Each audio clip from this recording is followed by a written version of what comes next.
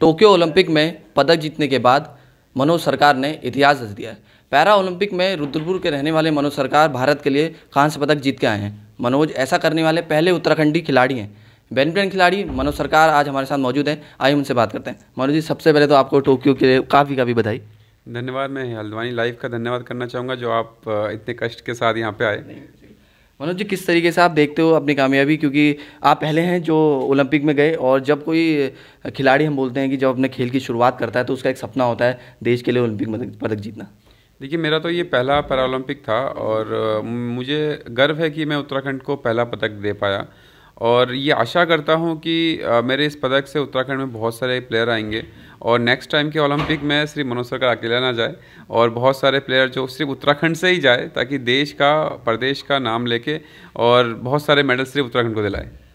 मनोज जी, जैसे कि हम आपके अभियान की शुरुआत जो हुई थी इतनी अच्छी नहीं हुई थी, लेकिन उसके बाद उस मोमेंटम को पकड़ना और पदक लाना, और जब हमारी बात यहाँ पर हो रही थी तो मतलब आप कहिए कि आपके जो जानने वाले हैं बिल्कुल निश्चिंत थे कि नहीं, आप भले ही पहला मैच गलत गया है लेकिन पदक तो आएगा ही।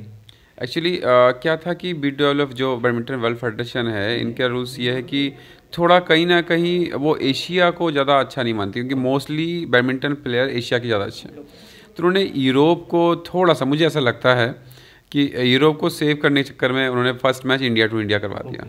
और जबकि ऐसा होता नहीं, कंट्री से प्रेजेंट होता है तो कंट्री से प्रेजेंट में इंडिया कभी नहीं भिड़ती, मतलब एक सेम कंट्री के नहीं भिड़ते।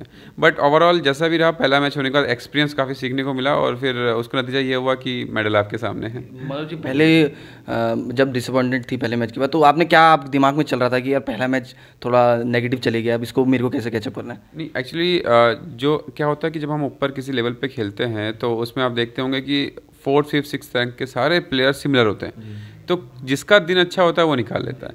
तो जब मैं पहला मैच हारा तो मैंने ये सोचा कि नहीं, कल के जितने मैचेस अब जो स्टार्ट होने वाले हैं वो सारे दिन मेरे होने चाहिए, तो उस बेस पे मैं खेलता गया और जो रिजल्ट है फिर ब्रॉन्ज मेडल पे आके रुका। मनोज जी, सबसे भावुक पल था वो, हर किसी खिलाड़ी के लिए रहता है कि जब हमारा तिरंगा सामने रहता है और मेडल जीतता है, तो वो भावनाएं कैसी थी आपकी? देखिए, वो तो एक ऐसी फीलिंग थी, मैं बता रहा हूँ तो अभी भी मेरे रोंगटे खड़े हो रहे हैं, क्योंकि जब दूसरे देश में अपने देश का झंडा ऊंचा होते हुए देखते हैं, अपने देश का राष्ट्रगान सुनते हैं, उसमें 2 खिलाड़ी भारत के, वो भी 2 खिलाड़ी भारत के, तो उसमें मेन इंपॉर्टेंट ये रहता है कि अपने आप आंसू आ जाते हैं वो, क्योंकि दूसरे देश में अपने देश का झंडा फहराना, ये मुझे लगता है सबसे गर्व की बात होगी। मनोज जी, जो जब आप टोक्यो में थे तो घर से सपोर्ट कैसा था? क्योंकि कहते हैं कि मानसिक जो तनाव होता है या मानसिक प्रेशर जो होता है वो घर वाले ही दूर करते हैं। देखिए, मैं फ्रैंकली बताऊं, जब मैं खेलने जाता हूं तो चाहे किसी का भी कॉल हो या मैसेज हो, मैं बहुत कम अटेंड करता हूं, क्योंकि मैं मोबाइल यूज़ ही नहीं करता, तो घर वालों से भी बहुत कम टच में था। लेकिन यह है कि वाइफ से थोड़ी बहुत बात होती थी, और पेरेंट्स अभी है नहीं तो वाइफ से ही बात होती है, भाई से बात हो जाती है, दोस्तों से कभी कभार मैसेज बात होती है, इवन वही मैसेज नहीं करते, मुझे पता है कि ये रिप्लाई नहीं करेगा। तो जब ब्रॉन्ज मेडल के लिए मैच था तो वाइफ ने ये कहा था कि यार ठीक है, जो मैच हार गए वो ठीक है, कोई बात नहीं, अब जो आगे जो होने वाले मैच है, जितना गुस्सा आप मुझ पे करते हो उतना ही गुस्सा अगर आप कोर्ट पे कर दोगे तो मुझे लगता है कि कोई आपको हराने वाला नहीं है। तो उनके कहीं ना कहीं उनके इस वर्ड ने काफ़ी इमोशन और काफ़ी ऊर्जा दे दिया उसमें गेम्स में, और बस फिर तो चक दे फट्टे हो गया। जी, पदक जीतने के बाद आपकी मुलाकात प्रधानमंत्री जी से हुई थी, तो क्या क्या उन्होंने बोला और कितना आपके लिए था कि एक एक्सपीरियंस किया, हमारे जो देश के प्रधान सेवक हैं उनसे मुलाकात हो रही है, उनके साथ आप अपने जो एक्सपीरियंस को शेयर कर रहे हैं? देखिए, मैं तो यही कहूँगा कि जब मैं पदक जीता वो पल गर्व का तो था ही था, वो पूरे देश के लिए पदक है, तो देश बहुत गर्व कर रहा है। उत्तराखंड तो बहुत ही मतलब त्यौहार की तरह मना रहे हैं, और मैं जहाँ भी जा रहा हूँ तो मुझे पहली बार फील हो रहा है कि हाँ, शायद मैंने कुछ अचीव करा है अभी। काफ़ी कम लोगों को पता होगा कि उत्तराखंड स्पोर्ट्स का बहुत बड़ा दीवाना है। जी बहुत कम लोगों को पता, सही बात है।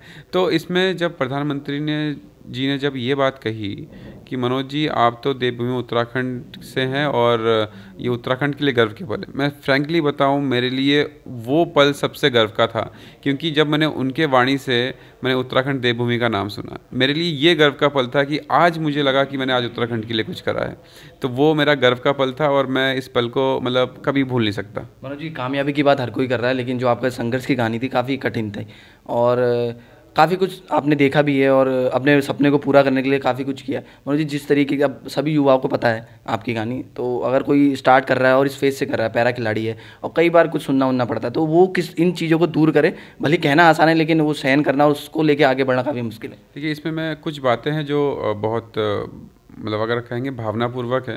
पहला चीज़ कि हम लोग बहुत जल्दी निराश होते हैं, वो ना हो ये, क्योंकि देखिए ये एज ए स्पोर्ट पर्सन आप भी, मैंने सुनने में आप भी खेल खिलाड़ी हैं, तो स्पोर्ट्स के अगर लैंग्वेज की बात करें तो इतना ही बताऊंगा कि ये सारे हडल्स होते हैं, और हडल्स को पार करेंगे तभी तो मेडल पे पहुंचेंगे। दूसरी बात कि हम जब स्टार्ट करते हैं खेलना, तो पहली बात जब हम स्टार्ट करते हैं तो सबसे प्रॉब्लम्स ही स्टार्ट करने की होती है। एक बार स्टार्ट करने के बाद जब तक एंड ना हो तब तक मत छोड़िए। आप अगर पहला कदम बढ़ाने के बाद आप कदम कदम बढ़ाते हैं तो मुझे लगता है सबसे पहले पेरेंट्स का सपोर्ट मिल जाता है, लेकिन पहला स्टार्ट तो आपको ही करना पड़ेगा, आपको दिखाना पड़ेगा खुद को भी, अपने पेरेंट्स को भी। जिस दिन परिवार आपके साथ हो गया, मुझे लगता है उसके बाद धीरे धीरे सारी चीज़ आपके साथ जुड़ जाती है, सभी लोग आपका हाथ पकड़ने स्टार्ट कर देते हैं। जैसे चाहे वो प्राइवेट ऑर्गेनाइजेशन हो, स्टेट गवर्नमेंट हो, सेंट्रल गवर्नमेंट हो, सभी लोग आपका साथ पकड़ने के लिए तैयार हैं। बट पहला कदम आप ही करिए, और पहले आप अपने आप को ही साबित करिए। मनोज जी, आपको अर्जुन अवार्ड भी मिला है, और आप कई हद तक हम देखते हैं कि आप अपनी जो कामयाबी का श्रेय अपनी माता जी को देते हैं, और जब अवार्ड मिला था आप उनको लेके भी गए थे साथ में, तो किस तरह का पूरा माहौल रहता है घर में, क्योंकि अब आप एक फेम बन गए, नेम बन गए। अब ये जो हमें कहना आसान होता है कि एक इस नाम को जो बना के रखना काफ़ी मुश्किल है, तो घर से क्या बताते हैं कि कैसे करो क्या करो? देखिए, जब मेरी माता जी थी, जिंदा थी, तो मैं इतना ही कहूँगा कि सब कुछ मैंने अपनी लाइफ में उनके लिए करा, क्योंकि आज मैं जो भी हूँ सब उन्हीं की वजह से हूँ, और उनसे सभी कुछ उनसे ही सीखा। तो उन्होंने 2 बातें बताई है। एक, पहला कि अच्छा इंसान बनिए, अगर हम अच्छा इंसान बन जाते हैं तो लाइफ में सब कुछ अचीव कर लेंगे। दूसरा, जेलस 2 टाइप्स की होती है, एक अच्छा और एक बुरा। तो अच्छे जेलस में जाइए कि अगर उन्होंने बाइक ली या उन्होंने कोई भी चीज़ खरीदी तो हम उससे बेटर करेंगे, ना कि वो चीज़ ख़राब है। तो इन 2 वर्डों से कोशिश करता हूँ, अभी भी कोशिश करता हूँ समझने की कि ये चीज़ सही कर रहा हूँ या गलत कर रहा हूँ। तो ये सारा जो क्रेडिट आता है, इवन मेरा मेडल छोड़िए, मेरी पूरी लाइफ उन पे मतलब आधार पे है। तो मैं अपनी पूरी ज़िंदगी उनको क्रेडिट करना चाहूँगा, क्योंकि सब कुछ आज मैं जो कुछ भी हूँ सब उनकी वजह से हूँ, उन्होंने ही मेहनत करना सिखाया है। मनोज जी, अभी जब आपने पदक जीता था, आपकी वाइफ से भी बात हुई थी, तो उन्होंने बोला कि ये अभी शुरुआत है, मनोज जब यहाँ आएंगे तो उनके आने वाले 2 टूर्नामेंट, काफ़ी बड़े टूर्नामेंट, वो उसमें लग जाएंगे। तो एक्चुअली अभी एशियन गेम्स है सामने, और उससे पहले वर्ल्ड चैंपियनशिप अभी 1-1.5 महीने बाद थी, लेकिन वर्ल्ड चैंपियनशिप पोस्टपोन हो गया क्योंकि वो भी जापान में ही थी, और वो बहुत बड़ा इवेंट है। तो क्योंकि बहुत कंट्रीज़, ऑलमोस्ट 46 कंट्रीज़ खेलते हैं, तो उसमें ये था कि अभी वो पोस्टपोन हो गया कोविड के चलते, और उसके बाद जस्ट एशियन गेम्स है। तो देखते हैं, लेट्स सी कि कब उसका डेट आता है, नेक्स्ट डेट, क्योंकि पोस्टपोन हुआ है। लेकिन ये है कि तैयारी, अब मैं जिद पे आ गया हूँ, है ना। और ब्रॉन्ज मेडल कहानी, तो देखिए मैं यही बताऊंगा कि जो मम्मी के जाने के बाद एक जो जिद मेरी ख़त्म हो गई थी, एक मैं मतलब बिल्कुल इमोशंस मेरे ख़त्म हो गए थे। अब वो चीज़ जब मैं देश में वापस आया, रुद्रपुर में वापस आया, हल्द्वानी में अब आपके साथ बैठा हूँ, तो देश इतना सम्मान कर रहा है, प्रदेश इतना सम्मान कर रहा है, अब हमारी सिटी इतनी सम्मान कर रही है। अब ऐसा लग रहा है कि मैं अपने परिवार से, अपने पेरेंट्स से दोबारा मिल गया। तो अब वो जिद दोबारा आ गई है। अब मेरा एक ही है कि अब जो भी मेडल खेलूँ वो सारे ओलंपिक के तौर पे खेलूँ। तो अब बस एक ही टारगेट है कि जान लगानी है, और दोबारा से मनोज सकर जो वर्ल्ड नंबर 1 था वो दोबारा बनना है। मनोज जी, आप जैसे इतनी कामयाबी की बात हम कर रहे हैं, तो फेडरेशन का कितना हाथ था, और क्या क्या सुविधाएँ आपको मिल रही थी? देखिए, इसमें अगर बात करें तो फेडरेशन जो है, मतलब जैसे सेंट्रल गवर्नमेंट की जो फेडरेशन PCI है, वो तो बहुत सपोर्टेड है। इवन उनकी वजह से आज हम इतना दूर तक खेल पाए, क्योंकि पैरालंपिक या ओलंपिक हो तो उसमें क्राइटेरिया बहुत हार्ड है, वहाँ तक पहुँचना सबसे मुश्किल है। मेडल, मैं सच्चाई बताऊँ आपको, मेडल से ज़्यादा वहाँ तक पहुँचना मुश्किल है, क्योंकि आपको 10 महीने में हमें 12 टूर्नामेंट 13 टूर्नामेंट खेलने थे, और वो आसान नहीं था, और बहुत बड़ा फंड चाहिए उसके लिए भी। और वो कहीं ना कहीं PCI ने साई से कह के, टॉप से कह के हमें टॉप स्कीम में रखा। तो PCI का बहुत बड़ा रोल रहा हमारी लाइफ में, सेंट्रल गवर्नमेंट का बहुत बड़ा रोल है। बस मैं यही दुआ करूँगा कि नेक्स्ट टाइम स्टेट गवर्नमेंट जो प्रोग्रेस कर रही है, मैं हमेशा बताऊँगा कि स्टेट गवर्नमेंट, अभी मुझसे किसी ने कहा कि स्टेट गवर्नमेंट का क्या रोल रहा, मैंने कहा हमारी छोटी स्टेट है और धीरे धीरे हम प्रोग्रेस कर रहे हैं। तो ये बहुत अच्छी बात है कि हम सीख रहे हैं, और बस यही कोशिश करूँ कि जल्दी सीखें, ताकि हमारे उत्तराखंड में बहुत सारे प्लेयर आए ओलंपिक और पैरालंपिक के लिए। जी, आप बच्चों से घिरे रहते हैं, तो बच्चे किस तरीके से आपके पास आते हैं? क्या डरते हैं या नहीं कि चलिए नहीं, मनोज भैया हैं, हमें कुछ ना कुछ तो सिखाएंगे? एक्चुअली मैं ऑलमोस्ट 2009-10 से मैं सिखा रहा हूँ बच्चों को। तो मैं मतलब मार के नहीं डराता उनको डराता इसलिए हूँ कि अगर तुमने सही नहीं करा तो तुम्हें खेलने नहीं दूंगा। अच्छा। तो वो इस चीज़ से डरते हैं कि अगर मैंने सही नहीं किया तो सर हमारे साथ खेलेंगे नहीं, या सर हमें खिलाएंगे नहीं।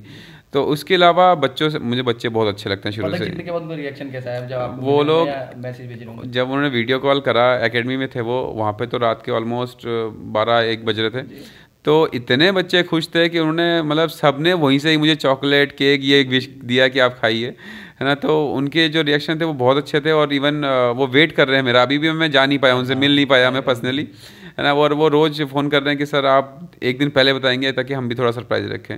तो लेट्स सी, देखते हैं कब मिलते हैं। लेकिन ये है कि वो लोग बहुत एक्साइटेड है मुझसे मिलने के लिए, और मैं उनसे ज़्यादा एक्साइटेड मैं हूँ, क्योंकि वो बच्चे बहुत प्यारे हैं, बहुत ही ज़्यादा। मनोज जी, हल्द्वानी लाइव के लिए समय निकालने के लिए बहुत बहुत धन्यवाद। Thank you, thank you. मैं तो हल्द्वानी लाइव क्या धन्यवाद करना चाहूँगा कि आपने हमारे लिए समय निकाला।